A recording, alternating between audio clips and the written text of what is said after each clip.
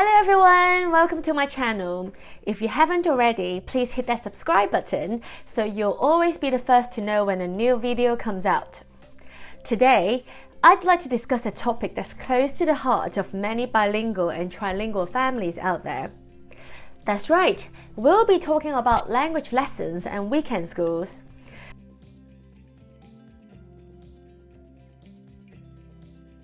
I'll share with you my personal experience of these classes over the years and go over the pros and cons of whether or not you should pay for classes to help your child become bilingual. If you want to hear my final verdict, please keep watching. As of June 2023, my son has been going to Russian school every Saturday for close to 5 years. He started in September 2018 when he was just 2 years old. Our daughter also started at the same school almost 2 years ago. My son also briefly went to a Chinese school in London on Sundays for 1 or 2 school terms just before COVID started.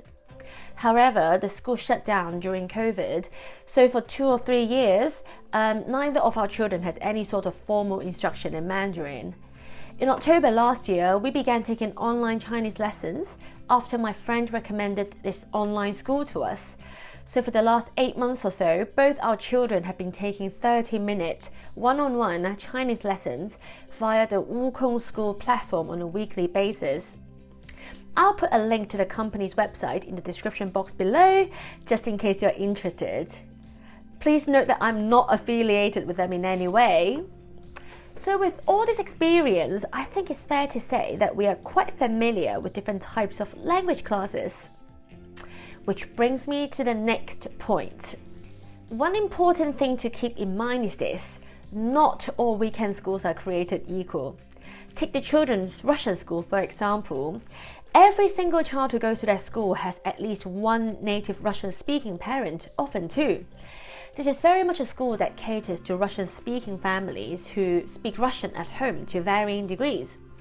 They send the children to this school so they can do fun things in Russian on the weekend, expand their vocabulary, and very importantly, learn to read and write. The children get to study history, maths, and science in Russian. The school also provides support to parents who are perhaps preparing to transition the children back into a Russian-speaking education system.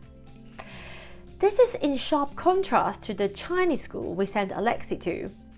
From what I could see, about half of the families there had one parent of Chinese heritage who may or may not speak Chinese themselves. The other half were non-Chinese families who wanted their child to learn Mandarin for fun, so to speak. Very few families from that school actually speak Chinese at home. That being the case, the lessons were tailored to children with very little prior knowledge of the language. While our son did seem to enjoy the lessons, we decided not to continue after the school closed at the start of the pandemic. So essentially, before sending your child to any weekend language school, you need to decide what your needs are and whether a particular school is a good fit for your needs. Now, let's move on to the main reason why I'm not totally in favor of language lessons and weekend schools. The reason is this: no language lesson or weekend school will provide enough linguistic exposure and input for your child to achieve fluency. And the danger is that by paying for lessons or weekend school, parents can, have this false sense of security that they've done their part, so to speak. Ultimately, it depends on what your goal is. If you simply want your child to gain some initial exposure to the language and culture while having fun on the weekend, then these classes can be a good option as an enrichment activity or a good starting point. But if your goal is for your child to become fluent in the target language, be very wary of relying on such classes. They are never a substitute for having a bilingual environment at home. I've said this in another video, but it's worth repeating here. Language acquisition has to start at home. If you want to find out more, check out my other video where I discuss the top 5 mistakes parents make when trying to raise bilingual, trilingual children. I'll include the link in the description box below. As I mentioned in the introduction, my children have been taking online Chinese lessons for about 8 months.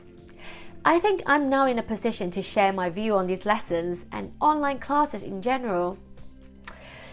In a nutshell, I don't think they are particularly effective. In fact, I think once our current lesson credits run out, I most likely will not continue with these lessons, or will probably take a break. Why is that? One word: distraction. I always sit in on my kids' online lessons, and what I've seen again and again is how distracting these electronic devices are. We don't have iPads at home, so our children have their lessons on laptop computers. Seriously, I can tell you this, it's like the children feel compelled to tap away on the keyboard, mess around with the trackpad, or just click random buttons on the screen. They literally can't help themselves, even with my constant supervision.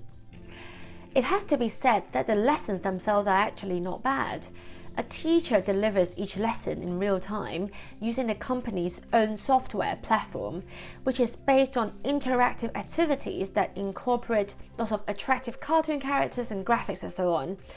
After each lesson, the school also sets homework, which is also completed via an online platform and mostly takes the form of screen-based interactive activities. You can see that interactive is the buzzword here. As parents, we are constantly being sold this idea that anything interactive is good. Interactive means fun, it means engaging.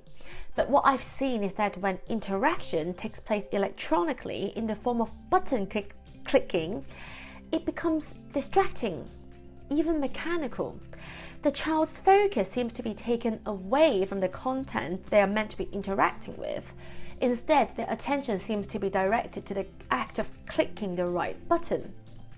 Most importantly, such activities just don't seem particularly effective. Often I find myself spending 20 minutes during homework with my son going over the same 2 or 3 Chinese characters. The next day, when I reviewed those characters with him, he could hardly recall them. The retention rate seems quite low relative to the amount of time we spend doing such homework. Based on my own experience, our children seem to retain information far better when we use paper-based learning material.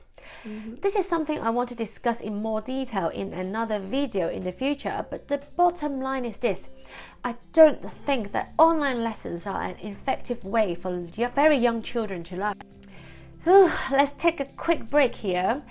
If you haven't already, please subscribe to this channel and hit that like button so that the YouTube algorithm will direct more people to this channel and we can reach out to more multilingual families out there. Thank you so much. Now let's move on to my next point: money. Language lessons and weekend schools can be expensive. Costs vary hugely, but let me give you a breakdown of how much we spend on language tuition as a family. The Russian school cost about, I think, £50 per Saturday per child, and it's term time only, so we spend about £3,900 a year on these Saturday classes. The Chinese school costs about £10 per 30-minute lesson per child, and each of them has 1 lesson per week. We only book lessons for term time only so we can get a break during the school holidays, which equates to about $780 per year. So all up, we spend £4,680 a year on Chinese and Russian lessons on the children.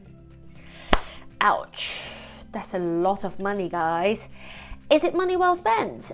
At Russian school, the kids get about 3 hours worth of class time every Saturday, so the per hour cost isn't too bad.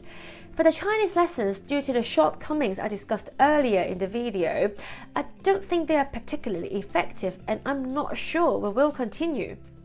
I genuinely think that our kids' language skills might improve more if all this money went towards an extended stay in either Russia or China. However, since this is not realistic for us at this point in time, plus the cost of a trip to Russia or China would actually far exceed what we currently spend on language classes, we think our current expenditure is justifiable as it helps give our children some extra exposure to the language. In short, the financial cost of such classes is definitely something you need to consider.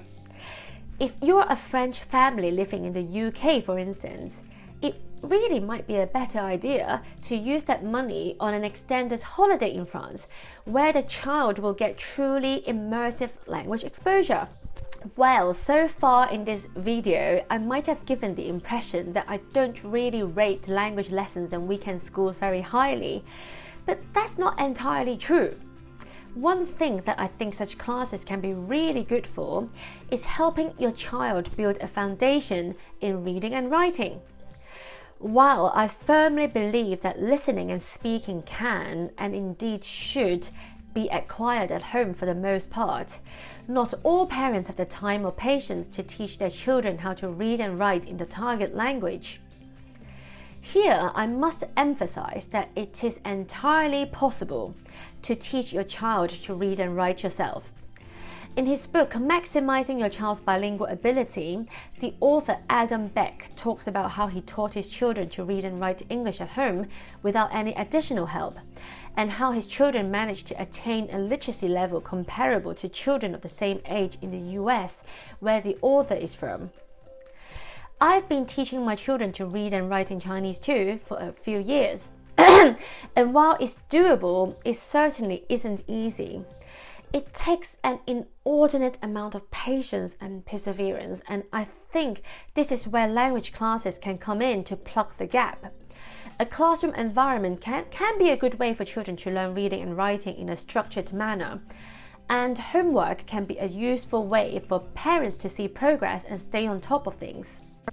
Lastly, let's talk about weekend school specifically.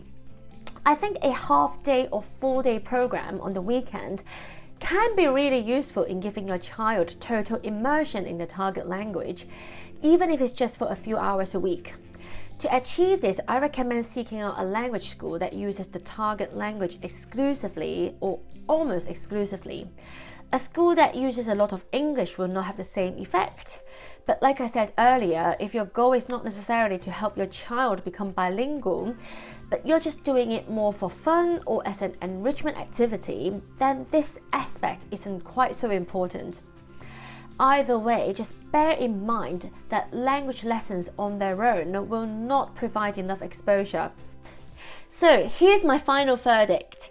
If money is no object, language lessons and weekend schools can certainly be useful as a supplementary tool for language learning, but always remember that language acquisition has to start at home, and that you should not think of language classes as a shortcut to bilingualism or a substitute for parental input.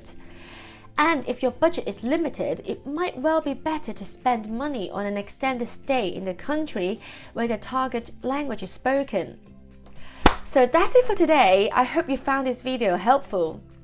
For more practical tips, advice, and a step-to-step guide to helping your child become actively bilingual, multilingual, check out my book, Bilingual and Trilingual Parenting 101, available in ebook and paperback formats on Amazon. I'll include a link to the Amazon page below. It's only 120 pages long and you can easily read it over a weekend.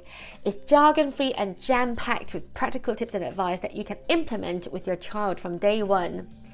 Please also share in the comments below if you have any questions about today's video, or if there are any particular topics you would like me to discuss in any future videos. Also, please like, share and subscribe, as that will really help my channel grow. Thank you so much. Thanks for watching and see you in my next video.